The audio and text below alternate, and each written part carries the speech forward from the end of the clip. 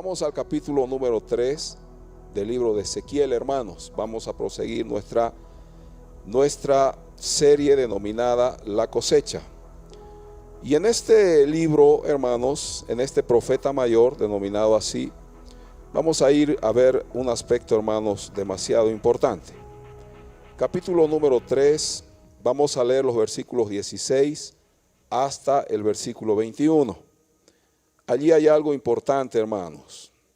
¿Cuál es el título de la enseñanza para hoy, hermanos? Es simplemente ¿cómo vive un alma sin Cristo? Y vamos a ver muchas cosas, hermanos. Bueno, vamos a estudiar. La idea es que las personas y todos nosotros podamos comprender cómo es nuestra vida sin Cristo. ¿Cómo sería nuestro día a día sin Cristo? Bueno, los que hemos pasado por esa experiencia de no tener al Señor en nuestras vidas, sabemos y podemos dar testimonio porque ya hemos vivido esa época. Hemos vivido esos tiempos cuando estuvimos solos y Dios no era importante, ni lo conocíamos, ni teníamos una comunión con Él. Entonces, esa experiencia nos lleva hoy a decir ciertas cosas en relación al tema. Es decir, que se puede vivir sin Dios, sin Cristo, por supuesto, pero eso también tiene consecuencias. Entonces, luego de haberle conocido, luego de haber experimentado su salvación y su gracia, ya nosotros podemos ver la vida de otra forma y por supuesto dar testimonio de lo que el Señor Jesús hizo en nosotros. Muy bien, capítulo número 3, les decía, verso 16. Y aconteció que al cabo de los 7 días vino a mí palabra del Señor diciendo: Hijo de hombre, yo te he puesto por atalaya a la casa de Israel. Oirás pues tú la palabra de mi boca y los amonestarás de mi parte. Cuando yo dijere, al impío, de cierto morirás, y tú no le amonestares, ni le hablares, para que el impío sea apercibido de su mal camino, a fin de que viva, el impío morirá por su maldad. Pero, dice aquí la Biblia, su sangre demandaré de tu mano. Pero si tú amonestares al impío, y él no se convirtiere de su impiedad y de su mal camino, él morirá por su maldad. Pero tú habrás librado tu alma. Si el justo se apartare de su justicia, e hiciere maldad, y pusiere yo tropiezo delante de él, él morirá. Porque tú no le amonestaste, en su pecado morirá. Y sus justicias que había hecho no vendrán en memoria, pero su sangre demandaré de tu mano. Y acompáñame el 21, 2, 3. Pero si al justo amonestares, para que no peque y no pecare, de cierto vivirá, porque fue amonestado, y tú habrás librado, ¿qué dice? Tu alma. Muy bien, hermanos. Esto es, hermanos, en un contexto hebreo, vamos a comprender y decir que el atalaya era como una persona que anunciaba y apercibía, y hermanos amados, estaba como que mirando lo que pasaba afuera para anunciar a los que estaban dentro de las ciudades. Eso era un atalaya, hermano. Entonces, para un hebreo esto era obvio, ¿no? Era muy fácil de entender qué significa el atalaya o qué función cumplía el atalaya. Bueno, entonces, hermanos, estos hombres, estas personas, estos atalayas, eran puestos, hermanos, en el muro, en torres especiales, sobre el muro de las ciudades. Entonces se levantaban torres y ahí, hermanos, estaban estos atalayas. Ellos hacían, hermanos, la tarea o la función de ser vigilantes. Y al ser vigilantes, ellos advertían, es decir, miraban, hermanos, el horizonte, miraban hacia afuera y alrededor de todo el horizonte que les daba la visión. Y ellos podían, hermanos, contemplar con certeza, con seguridad, Si venía el enemigo, si habían ejércitos, si venían visitas, si alguien estaba llegando, si personas estaban cerca o no. Entonces ellos comunicaban a las personas en las ciudades y estas personas eran advertidas del peligro inminente de sus enemigos. Entonces ellos anunciaban buenas o malas noticias. Eso hacía un atalaya dentro de una ciudad. Entonces era importante, hermanos, el rol, el papel, la función de un atalaya. Según la Biblia, sí. También los atalayas se podían dormir o se podían descuidar o sencillamente, hermanos, se podían ellos distraer y de pronto eso tendría consecuencias, porque un atalaya debía, hermanos, anunciar para que el pueblo y las ciudades se preparen, especialmente, hermanos, en la visión y en los tiempos nocturnos, que es o que eran los momentos más usados para atacar ciudades, ¿no? Los momentos de oscuridad, los momentos de la noche. Entonces, el atalaya debía tener una visión 20-20, hermanos, y no equivocarse en su informe, porque dependía mucho de eso también para que las ciudades no sean sorprendidas y sean tomadas o reducidas por sus enemigos. Entonces, la función del atalaya, hermanos, era vital. Muy bien. Ahora nosotros vamos a ver que la respuesta del hombre, hermanos, al llamado y a la amonestación de Dios siempre ha sido así, hermanos. El hombre ha manifestado terquedad y rebelión. ¿Y por qué, hermanos, el hombre ha sido así? ¿O por qué la respuesta del hombre siempre fue así? Porque Dios nos llama a una vida nueva, a un cambio de vida. Dios nos llama para ser diferentes, para que nosotros, hermanos, vivamos de tal forma que manifestemos una vida nueva. Por eso es que el hombre siempre se incomoda con el llamado de Dios. Cuando Dios habla a una persona, llama a una persona al arrepentimiento, lo llama porque quiere pues una relación nueva. Y obvio que todos nosotros y todos los hombres venimos de un pasado o de una vida donde hemos practicado un montón de cosas, hermanos, ¿no? Contrarias a Dios.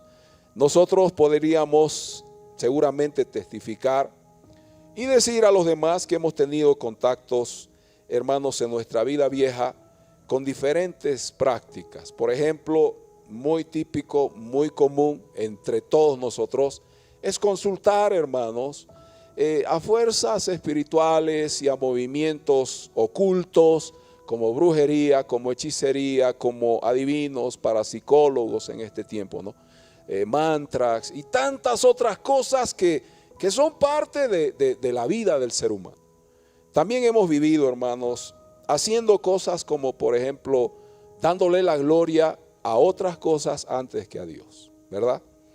Venimos de ese contexto, nos hemos postrado, nos hemos arrodillado ante ciertas imágenes, hemos creído en imágenes y en estatuas y hemos vivido por años de esa forma. Eso es, hermano, parte de nuestra naturaleza caída. Y esto no solo nos ha pasado a nosotros, le ha pasado a toda la humanidad.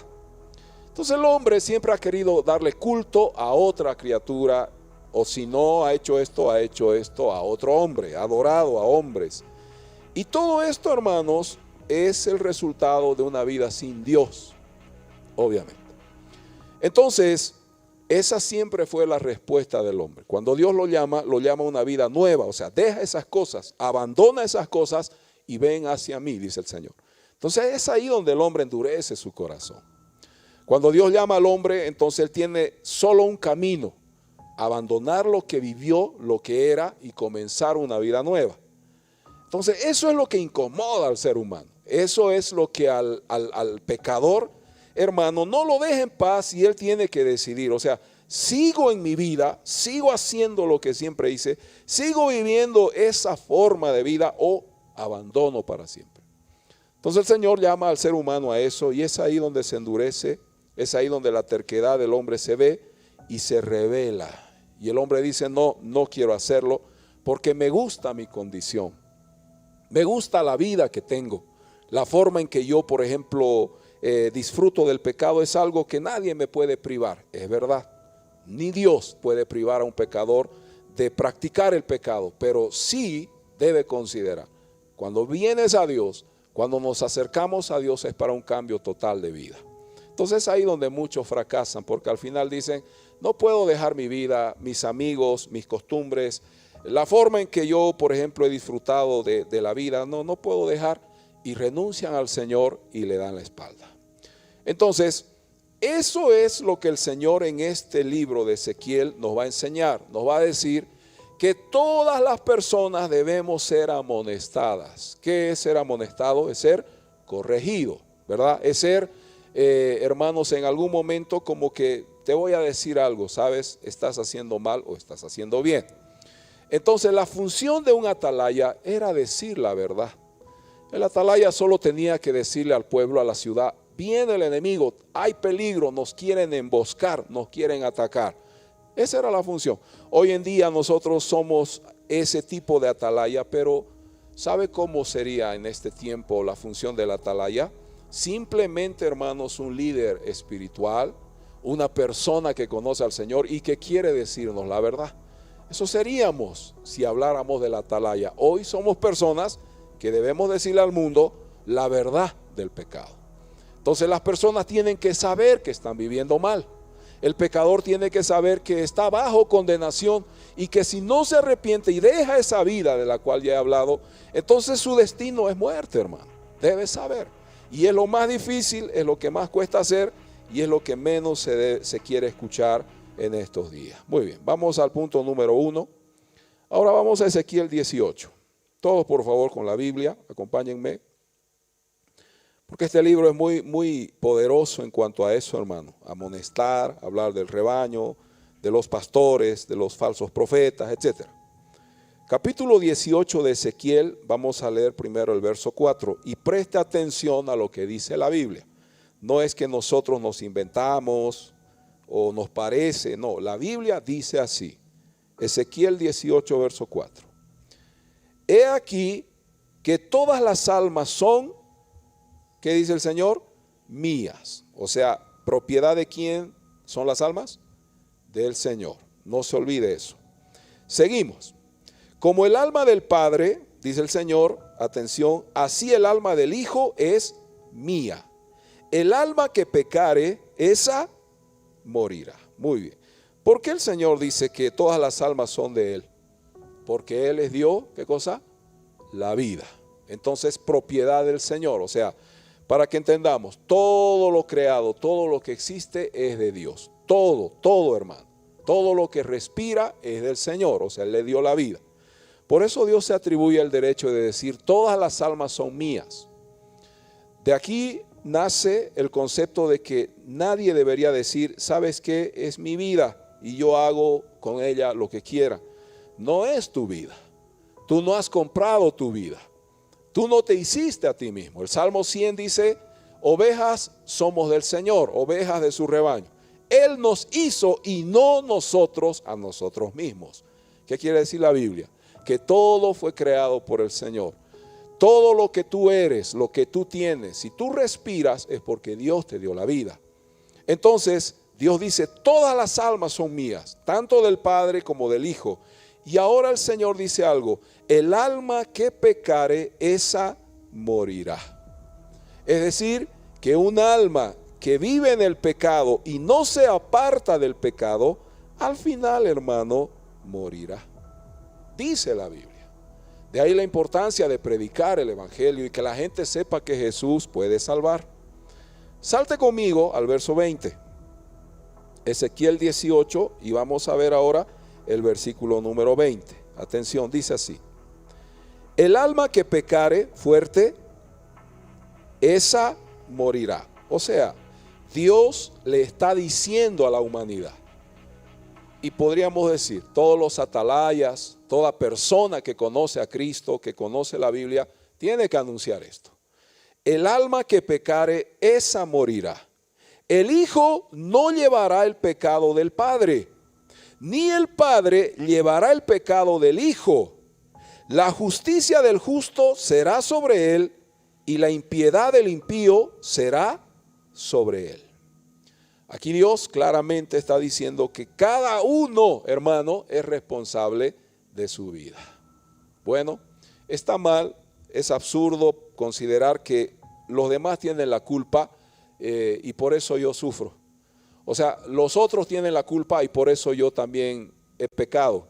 Por culpa de los demás yo peco. Eso no funciona, hermano. Eso no es bíblico. Usted no puede echarle la culpa a su papá, a su mamá, a su prójimo. Por culpa de él yo estoy como estoy. Ha sido su culpa para que yo caiga. Él me indujo, él me llevó, me engañó.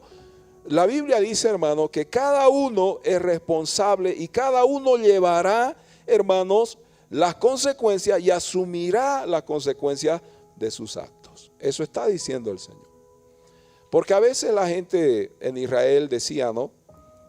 Lo que hizo el padre, o sea, lo que hizo el papá afecta a todos y por culpa del papá todos están así. Bueno, la Biblia y el Señor habló y dijo, no va a ser así. Cada uno va a responder por sus propios hechos. Cada uno va a asumir las consecuencias de sus acciones, dice el Señor en este libro. Y va separando eso de que por culpa de los demás yo estoy así. Sencillamente, hermanos, cada uno de nosotros a través de la Biblia va a descubrir que Dios tiene un trato muy personal. Dios trata con las multitudes, Dios trata con la iglesia, Dios trata con las naciones, pero también Dios tiene un lado y es el trato personal. O sea, lo que tú haces, hermanos, lo que tú vives, tú tarde o temprano darás cuenta al Señor de tus hechos. Lo que yo he hecho, lo que yo hago, lo que yo he vivido, lo que yo digo, debo asumirlo, hermano. Yo debo considerar que todo lo que yo estoy haciendo, tarde o temprano, daré cuentas al Señor.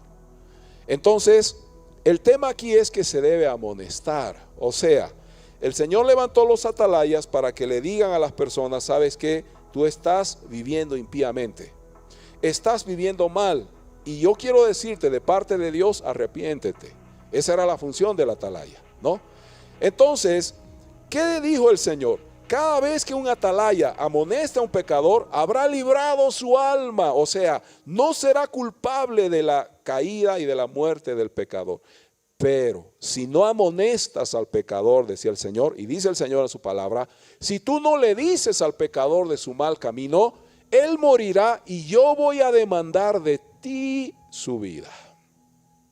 Fíjense, hermanos, que hay una gran responsabilidad acá. Es importante esto. Esto no es un juego. La gente tiene que saber que está viviendo mal. Las personas deben saber, hermanos, que están viviendo en el error. Y es bien interesante, pero nosotros los seres humanos generalmente queremos hablarle al hombre del amor de Dios. Queremos decirle, Dios es bueno, Dios te ama, Dios te va a perdonar, le decimos. Y es un mensaje liviano, es un mensaje amoroso, cariñoso, respetuoso decirle eso al pecador. ¿Sabes qué? Jesús te ama. Es un mensaje bastante tierno decirle a un pecador, Jesús te ama, Jesús murió por ti, Jesús es el Salvador. Pero hay un lado en la Biblia que nosotros no debemos descuidar y es el lado de decir la verdad. ¿Por qué el pecador debe arrepentirse? Porque vive bajo rebeldía, porque está en pecado. Y la gente debe saber que si no abandona el pecado, si no se arrepiente de sus acciones pecaminosas, morirá. Hermanos, ese lado o esa parte del evangelio muchos cristianos no comparten. Mucha gente, muchas iglesias, hermanos, y esto es muy triste, no es mi función atacar. ¿Sabe qué, hermano? Yo considero que cuando uno ataca es sectario, pero yo no ataco, no me gusta decir tal iglesia, tal pastor, porque cuando uno ataca es sectario. Cuando tú atacas a la iglesia, a hermanos, a congregaciones, tú eres sectario. Pero decir la verdad, como por ejemplo, hay lugares donde solamente se habla del amor de Dios, se habla de la bendición de Dios, se habla de la prosperidad de Dios, se habla, hermano, de la eternidad, de los dones, de los talentos, y no se dice este otro lado que es parte del evangelio, que somos pecadores y que nuestro pecado, hermano, nos va a matar y que debemos arrepentirnos. Entonces ese evangelio es incompleto, no es el verdadero evangelio. Es verdad que Dios es amor. Es verdad que Dios es paz, que Dios es un Dios de justicia, de libertad, de felicidad, sí, pero también es un Dios de castigo. Es un Dios que va a condenar al pecador. Es un Dios que no tolera el pecado de la gente. Entonces, hermanos, en muchos lugares no se habla de la santidad para no incomodar a la gente. Y esas iglesias están llenas de personas, hermanos. Multitudes van a escuchar mensajes positivos, mensajes de bendición, mensajes de prosperidad. ¿Quién no quiere escuchar eso? Dios te va a sanar, te va a libertar. Multitudes siguen esas congregaciones. El tema es que las congregaciones donde se dice la verdad siempre estarán vacías porque la gente no quiere escuchar esa verdad. Tú eres pecador y necesitas arrepentirte. No, pero ¿qué te pasa? Yo vengo de buena familia. Yo tengo un gran apellido. ¿Por qué me dices eso? No importa. No interesa quién seas tú. No interesa la grandeza que tengas. No interesa la riqueza que tú poseas. Eres pecador y tienes que arrepentirte. Porque dice la Biblia que cada uno va a asumir las consecuencias de su propio pecado. Y el pecado te mata, hermano. El pecado te condena, te hace reo de eterna perdición. Eso dice la Escritura. Entonces, hermanos, el asunto es que cada uno debe pararse delante de Dios para dar cuenta de sus actos. Entonces llegamos a la conclusión de que la salvación es personal. Dígale a su hermano, a ver, usted dígale al hermano, al que está junto a usted, tú tienes que salvarte a ti mismo. Es una forma de decir también, porque tú vas a decidir, obvio, tú no te vas a salvar, es Cristo quien salva, pero tú decides, hermano. O sea, tú escoges ser salvo o no. Tú puedes menospreciar la gracia y decir, yo no quiero la salvación, puedes hacerlo, pero tienes que saber que al final morirás, y morirás en tus delitos y pecados y estás bajo condenación. Ese es el mensaje que no quieren oír las naciones. Este es el mensaje que la gente desprecia y le incomoda, hermano. ¿Y por qué los predicadores a veces somos aborrecidos, se burlan, nos insultan, nos amenazan, hermano? Porque decimos la verdad. Pienso yo que la verdad de Dios, por un lado, Dios es un Dios de amor, pero por otro lado, Dios es un Dios de justicia. Por un lado, Dios va a perdonar, va a amar, va a sanar, restaurar una vida, pero por otro lado, Dios va a castigar, va a condenar el pecado de un alma no arrepentida. Entonces ese es el mensaje completo. Y nuestra función es decirle a la gente eso. No es que yo soy bueno, yo nunca le hice daño a nadie, dice. No, yo siempre he vivido una vida tranquila, nunca he ofendido a nadie, nunca he dañado a nadie, nunca he robado, nunca he mentido. Bueno, puede ser la historia del joven rico, así le dijo a Jesús. Yo siempre guardé la ley, Señor, yo nunca, todo lo he cumplido, Señor. ¿Qué me falta para ser salvo? Bueno, solo te falta ser ángel, tener alitas e irte al cielo, nada más. Entonces hay gente, hermano, que considera que es buena, que nunca ha hecho daño. El tema es que todos nacimos bajo pecado. Una persona puede ser muy buena, honesta, puede tener valores, puede tener, hermanos, normas. Los ateos tienen, hermanos, principios, aunque no lo crean. Los satanistas tienen principios, pero no por eso serán salvos. O puede haber una persona muy buena que nunca ha hecho daño, nunca mintió, nunca robó, sí, pero no por eso va a ser salvo. Tiene que ser salvo porque se arrepienta y reconozca que está bajo pecado y necesita un salvador. Por eso hay un salvador y ese salvador es Jesucristo. Si el hombre pudiera salvarse, si las obras salvaran, si nuestra buena fe, nuestra buena conducta salvara, no habría un salvador. ¿Para qué pues entonces Dios envió un salvador si el hombre pudiese salvarse a sí mismo? No tiene sentido mirar la cruz de Jesucristo si nosotros somos buenitos y podemos llegar al cielo por nuestras obras. No hay razón para que busquemos a Jesús. Pero bíblicamente y claramente la Escritura dice que todos estamos bajo pecado y somos, hermanos, destituidos de la gloria del Señor. Por eso es que Jesús murió, por eso se debe predicar y se debe amonestar a las personas. Cuando se evangeliza a una persona y se le dice, vamos, te invito a la iglesia, ven al culto, quiero invitarte, lo primero que la gente dice es que no tengo tiempo. No, es que yo hago esto justo ese día. No, es que ya tengo compromiso, dice. No, es que sabes que ya tengo actividades, en otra voy a ir, dice. La gente se excusa, hermano. Y el tema es que no es solo venir a la iglesia, no es solo venir, congregarte, es entender que eres pecador, que somos pecadores y que necesitamos a Jesucristo. Entonces, el mensaje completo es amonestar a un pecador. Alguna vez hace muchos años, cuando yo estuve en otra nación evangelizando a alguien, porque me llevaban a evangelizar y a predicar a diferentes lugares, hermanos, que ya he olvidado, en muchos lugares. En una ocasión me llevaron a evangelizar a una familia, una mujer que tenía un negocio bastante grande, importante, y bueno, empezamos a hablar del Señor. Yo como pastor empecé a evangelizar y la señora rechazaba y rechazaba el evangelio una y otra vez, Al final, la señora se justificaba diciendo que ella había ayudado muchas veces, que incluso había gente, que habían personas que iban a su negocio y le pedían ayuda y ella daba, colaboraba porque tenía un gran negocio y le iba muy bien. Y yo le dije, sabe señora, usted no va a ser salva por eso, usted no va a llegar al cielo por haber ayudado al prójimo, por haber colaborado muchas veces, usted no va a ser salva por eso. Pero ¿por qué no? Si Dios hace eso, Dios quiere que ayudemos, sí, pero esas son obras que muestran la justicia de Dios, no necesariamente obras que salvan. La salvación no requiere obras, la salvación no necesita de obras, porque la salvación es del Señor, es de Cristo. Entonces nuestras obras no nos salvan, nuestras obras hablan bien de nosotros, nuestras obras dicen algo bueno de nosotros, pero no nos van a salvar, Señor. Es más, los cristianos todos somos llamados a andar en buenas obras, a hacer buenas obras, pero hacemos eso para mostrar nuestra salvación. Las obras exaltan nuestra salvación y expresan nuestra salvación, pero la salvación solo requiere de un sacrificio y es Jesucristo. No hay otra forma de salvarse. Entonces la señora se justificaba y cuando yo le dije, bueno señora, porque ella me dijo, sabe pastor, me tengo que ir, tengo cosas que hacer. Y yo le dije, está bien señora, yo la entiendo, pero quiero decirle algo, al final, un día usted se va a presentar delante de Dios. Y ella me dijo, sí, ya pastor, gracias, tengo que viajar, me dijo. Y ahí fue donde yo le dije, ¿qué pasaría si usted en su viaje muere? ¿Se ha puesto a pensar en eso? Le dije. Y ella, no, me dice, no, pero ¿cómo va a decir eso, pastor? ¿Cómo usted va a desear mi muerte? No se trata de que yo desee su muerte, se trata que usted puede morir. Y si usted muere en sus delitos y pecados, usted partirá al infierno, le dije. Usted está bajo condenación. Y ahí los hermanos se rieron y dijeron, pastor, o sea, no le diga esas cosas, ¿cómo le va a decir así? Es que hermano, esa es la verdad. Aunque puede molestar, incomodar un mensaje así, pero es la verdad. No podemos esconder ese aspecto, ese lado del pecado. El pecado nos mata, hermano. Y el pecado puede ser la única causa para que el ser humano quede destituido y alejado de Dios. Y las personas, hermanos, se pueden perder justamente porque no les decimos la verdad.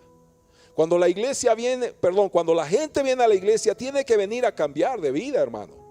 Cuando la gente ingresa a un templo donde se predica el evangelio, tiene que cambiar de vida. Tiene que dejar la vida vieja, la vida de pecado, porque si no, no hay nada, hermano. ¿De qué sirve llenar las iglesias si la gente no está arrepentida? Si cada fin de semana va a fiestas, beben, fornican, pecan, mienten, viven normal y el domingo vienen a levantar las manos a Dios. Ese cristianismo no sirve, hermano. Porque el verdadero cristianismo es una vida de arrepentimiento, donde Dios gobierna, donde cambiamos de vida, donde hay santidad, nos equivocamos, vivimos mal, pero dejamos y abandonamos esas cosas. Hermanos, alguna vez hemos pecado, o muchas veces habremos pecado, pero vamos dejando esos pecados. ¿Para qué? Para que la santidad de Dios se manifieste en nosotros, hermano. ¿Y por qué debe ser así? Porque solamente los santos van a ingresar al cielo, hermano. La misma Biblia dice en el libro de Apocalipsis que nada inmundo va a entrar a ese lugar. Entonces hay que santificarse, iglesia. Ese es el mensaje que la gente no quiere escuchar. Pero pastor, a mí me gusta la pachanga, la vida, el disfrute, los placeres, ¿cómo? Y prefieren dejar de congregarse porque ellos dicen, no, es muy alta la demanda del cristianismo. ¿Cómo voy a ser cristiano? Si a mí me gusta esto, me gusta aquello, me gustan los placeres del mundo, me gusta la forma en que vivo. No, o sea, ir a la iglesia me incomoda el mensaje. Claro, hermano. Es que el verdadero mensaje nos tiene que transformar. Diga un fuerte amén. Si no hay cambio, no hay nada, hermano. Si no te santificas, si yo no me santificara, de nada sirve vivir y hacer lo que hacemos, hermano.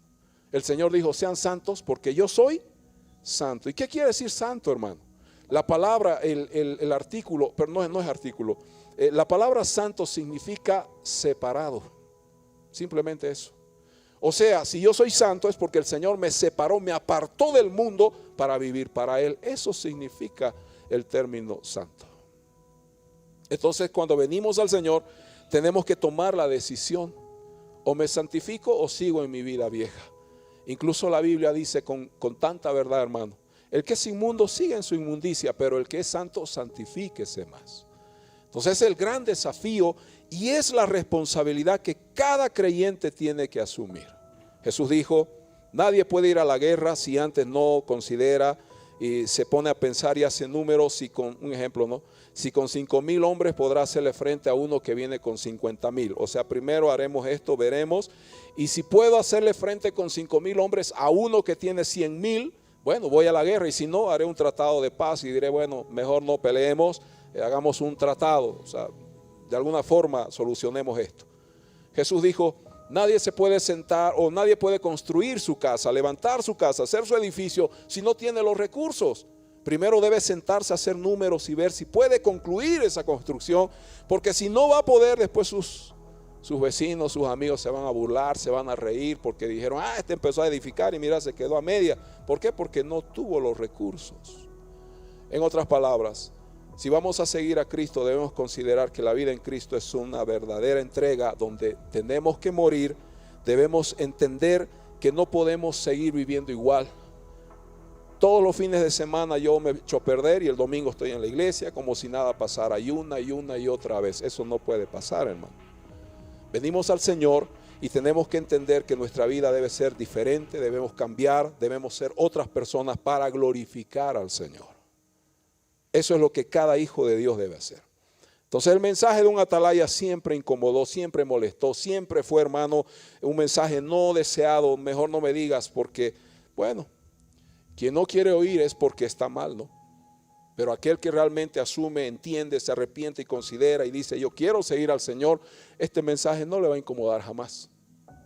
Y va a decir, es verdad, lo que tengo que hacer es glorificar al Señor, que mi vida manifieste un fruto verdadero, y entonces, hermanos, se recibe el mensaje. Entonces la atalaya cumplía la función. Hoy en día, hermanos, cuando le decimos al pecador que si no se arrepiente, hermanos, Dios va a demandar de nosotros esa sangre. Cuando ellos mueran, Dios va a decir, por tu culpa se murió, porque tú debías haberle dicho. Sí, Señor, pero yo le decía que tú eres amor, que tú eras bueno, que tú, Señor, eras un Dios de paz, sí, pero nunca le dijiste que por causa de su pecado iba a morir. No, es que si le decía se iba a ir, se iba a enojar, iba a dejar de ser mi amigo. Señor, si yo le decía eso a la iglesia, se iban a ir de la iglesia, no iban a congregarse. El Señor no va a decir, sí, qué inteligente eras, che, qué capo. No, el Señor va a decir, de eso se trata. De eso fue siempre el tema de la evangelización, decirle a la gente la verdad, porque cada uno va a decidir, cada uno tomará su decisión. Entonces la función nuestra es anunciar, es predicar y que la gente decida. Al final Dios dirá, tú le dijiste y habrás librado, dice la misma escritura, hermanos, tu vida o su sangre será sobre él mismo, su propia muerte, sus consecuencias él asumirá, pero tú habrás librado tu alma porque sí lo amonestaste. Muy bien. El ser humano decide y recibe los efectos de sus acciones. Esto es innegable. La Biblia llama a esto siembra y cosecha. O sea, todo lo que sembramos, tarde o temprano, ¿qué cosa? Cosechamos, ¿verdad? Todo lo que tiene una acción tiene un efecto. Todo lo que hacemos tiene consecuencias. Eso quiere decir la Biblia. Entonces, todos los seres humanos decidimos, todos los seres humanos actuamos. Y fruto de eso, hermanos, entonces vamos a asumir las consecuencias de nuestras decisiones. Si hemos decidido bien, entonces los resultados serán buenos. Si hemos decidido mal, los resultados también serán malos. Entonces todo lo que hacemos, hermanos, tarde o temprano recogemos en la vida. Eso dice la Escritura y eso dice Gálatas 6:7. Dice, no os engañéis, dice, Dios no puede ser burlado, pues todo lo que el hombre sembrare, eso también segará, ¿verdad? Es una ley espiritual. Y muchas veces esto se asume y se aplica solo a la ofrenda y al diezmo, ¿no? Hermano, el que siembra cosecha, decimos, ¿no? Y la gente es para motivar, para que ofrenden y diezmen. Pero no es solo eso, hermano. Es una ley espiritual. Una ley física, Carlos. Una ley física. La ley ¿de qué? La ley de la atracción. No. Una ley física. Por ejemplo, la gravedad. Es una ley. No la vemos, no. ¿Cómo es la gravedad? No la vemos, no la entendemos, pero está ahí, existe, está demostrada. Ahora escúcheme, esa ley de la gravedad, todo lo que sube tiene que bajar. O sea, es imposible que usted salte y se quede en el aire. ¡Ay, mire, puedo volar! No, eso no funciona. Todo lo que sube baja. Es así. asumimos, es una realidad, esto no se discute. No hay por dónde. O sea, usted no puede discutir. No, yo voy a demostrar que no existe la ley de la gravedad. Existe, hermano. Está ahí y estará siempre. Así es la ley de la siembra y la cosecha. No la vemos, no la podemos, hermanos, descifrar, no se puede describir. Simplemente la Biblia dice que todo lo que el hombre sembrare también segará. Entonces, es una ley espiritual. Todo lo que el hombre hace, recoge. Todo, hermano, nos guste o no.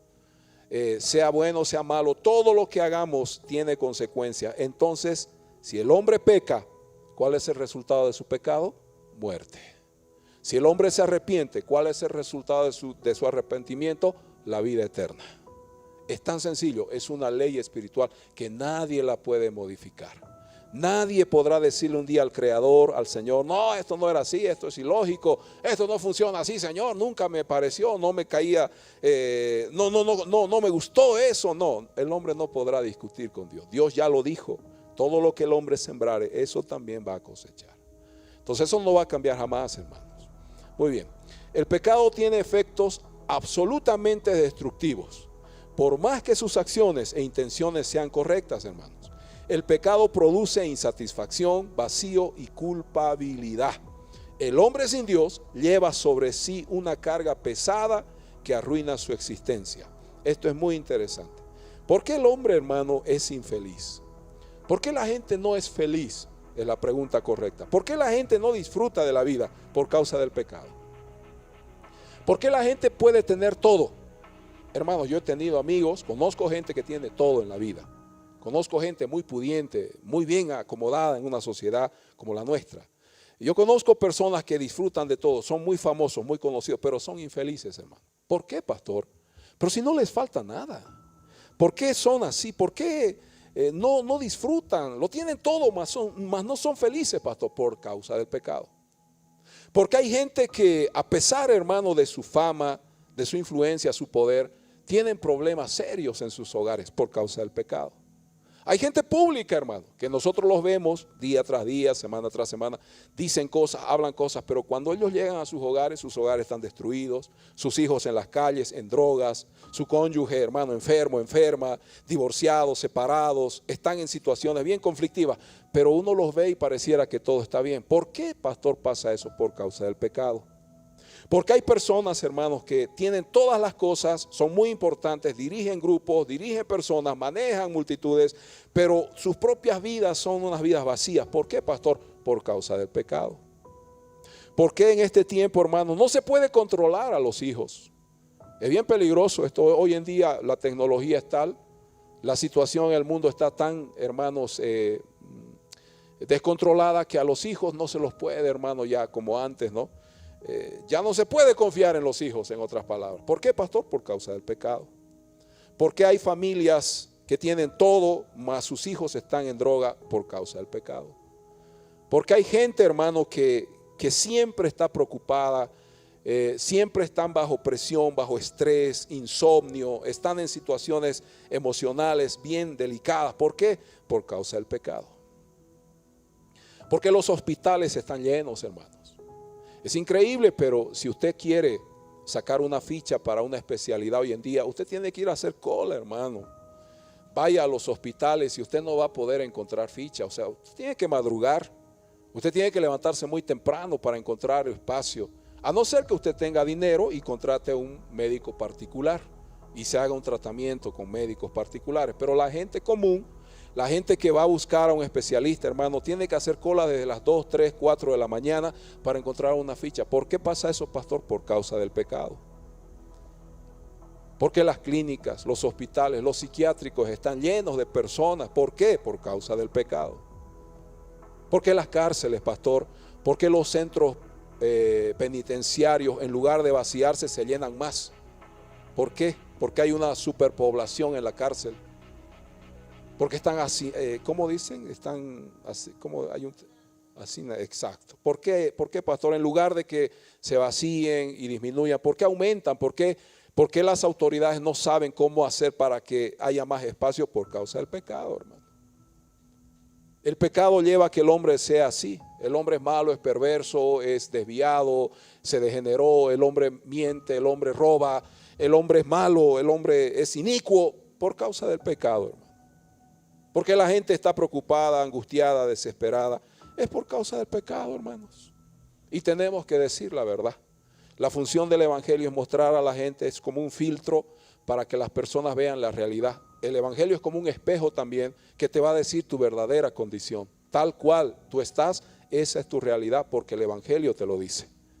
Entonces, si vemos todo esto en el mundo es por causa del pecado. El hombre sin Dios dice que está llevando una carga bien pesada. Por eso es que sufre, por eso es infeliz el hombre. Porque el pecado es algo que lleva al ser humano a una esclavitud y es como una cárcel. O sea, ¿quién es feliz estando en una cárcel? ¿Quién, hermano? ¿Quién es feliz si está encerrado? Nadie.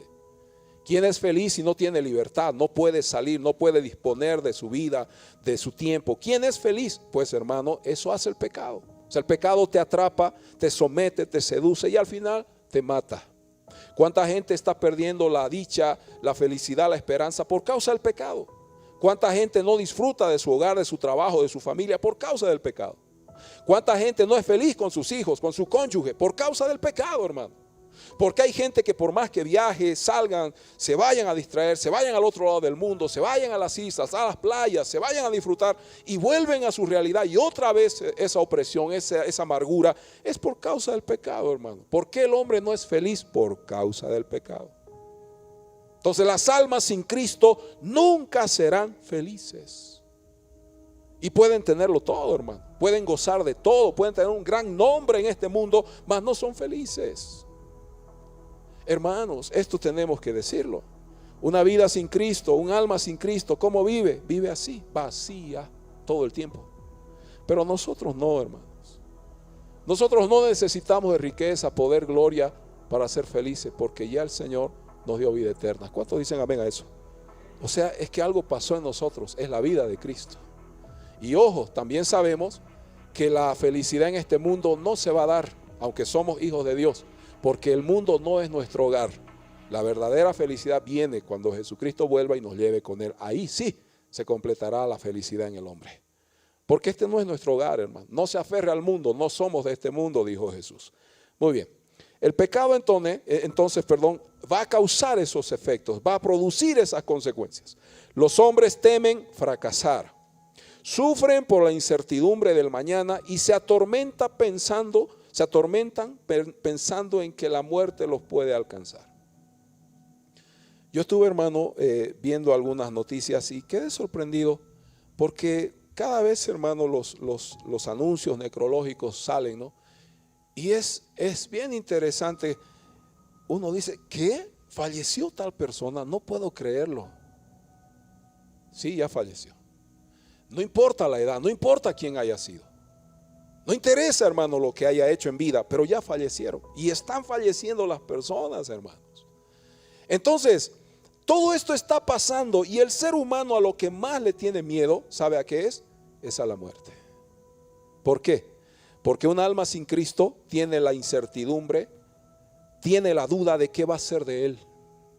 ¿Qué va a ser de mí si muero? Eso pasa con una persona sin Cristo.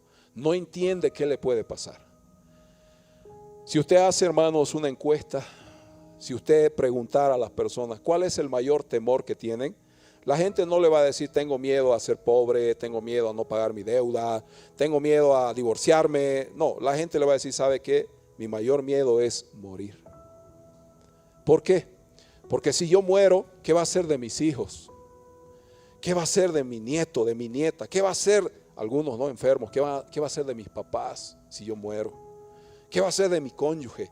¿Qué va a ser de mi familia si yo muero? Hermano, la gente tiene pavor a la muerte porque ellos no saben qué va a pasar. Y obvio, a esto hay que añadirle la culpabilidad del pecado. Cuando un alma está en pecado, entonces hay una culpabilidad que está ahí presente. Claro, es que como está condenado, hermanos, teme y sabe que algo está mal. Pero cuando uno viene a Cristo, esa culpabilidad desaparece. Y aunque sabemos que podemos morir, tenemos paz con Dios. Y el pecado no nos está atormentando. En cambio, un alma sin Cristo, hermano, tiene pavor a la muerte. Es el peor horror. Es lo peor, hermano. Es el pensamiento más destructivo que un ser humano puede tener cuando está sin Cristo. Y esto, hermano, es una realidad. Hay gente que no duerme pensando en que puede morirse. Hay gente que dice: ¿qué tal si me duermo y me da un paro cardíaco y ya no despierto? ¿Qué pasa? ¿Qué va a pasar si mañana no despierto? ¿Qué va a ser de mis hijos? Son pequeños todavía. ¿Qué va a ser de mi familia? Hermanos, eso es por causa del pecado. Pero sabes y tienes que saber que si tú vienes a Cristo, si tú le entregas tu vida a Cristo, el Señor te perdonará y te dará vida eterna. Eso tiene que saber el mundo. O sea, hay esperanza también para las personas que mueran. Yo no estoy diciendo que los cristianos no van a morir nunca. Eso no pasa, hermano. Estamos todos en la misma situación. Podemos morir ahora, mañana, pasado. Solo Dios sabe. Pero mientras nos dé la vida debemos gozar, disfrutar de Él y estar seguros en Cristo. Porque después de muerto ya no hay salvación, hermano. La esperanza está aquí mientras estamos vivos. Punto número 2. Ezequiel 18, vamos al verso 21 para ir terminando ya, hermanos. Ezequiel 18, verso 21, dice: mas el impío, si se apartare de todos sus pecados que hizo, y guardare todos mis estatutos, e hiciere según el derecho y la justicia, de cierto, ¿qué cosa? Vivirá. A esto se llama arrepentimiento. Si el pecador se arrepiente, vivirá, no morirá. Verso 22. Todas las transgresiones que cometió no le serán recordadas. En su justicia que hizo, vivirá. ¿Quiero yo la muerte del impío?, dice el Señor. ¿No vivirá si se apartare de sus caminos? Mas si el justo se apartare de su justicia y cometiere maldad, e hiciere conforme a todas las abominaciones que el impío hizo, vivirá él. Ninguna de las justicias que hizo le serán tenidas en cuenta. Por su rebelión con que prevaricó y por el pecado que cometió, por ello que dice, morirá. Y si dijereis: no es recto el camino del Señor, oíd ahora, casa de Israel. ¿No es recto mi camino? ¿No son vuestros caminos torcidos? Apartándose el justo de su justicia y haciendo iniquidad, él morirá por ello. Por la iniquidad que hizo, morirá. Y apartándose el impío de su impiedad que hizo, y haciendo según el derecho y la justicia, hará vivir su alma. El Señor está diciendo, hermanos, claramente: si una persona se aparta del mal, vivirá. Así de sencillo. Pero si el justo, habiendo conocido la justicia de Dios, habiendo experimentado la gracia de Dios, sabiendo que el pecado lo va a matar y se aparta de la verdad y la justicia, morirá. Por eso Dios, hermano, no tendrá por inocente al culpable, dice también su palabra. Podríamos, hermano, llegar ya a un punto de decir: el pecado es lo único que nos puede apartar. Y sabes, hermano, cuando el Señor nos salvó para que vivamos en vigencia constante. O sea, yo no puedo perder mi vigencia en Cristo. Debo seguir adelante hasta el final. Porque si yo dejo de perseverar, dejo de santificarme y me aparto de la justicia del Señor y empiezo a pecar, me voy a perder, hermano. Eso dice Ezequiel. Yo no creo en eso, que el que es salvo para siempre. No lo creo, hermano. Porque el ser humano tiene la debilidad de pecar en cualquier momento y de caer. ¿Sabe dónde veo eso? Desde Adán. Adán, que era justo, era un hombre sin problemas, sin dificultades, con todo un futuro maravilloso, se equivocó, cayó y pecó.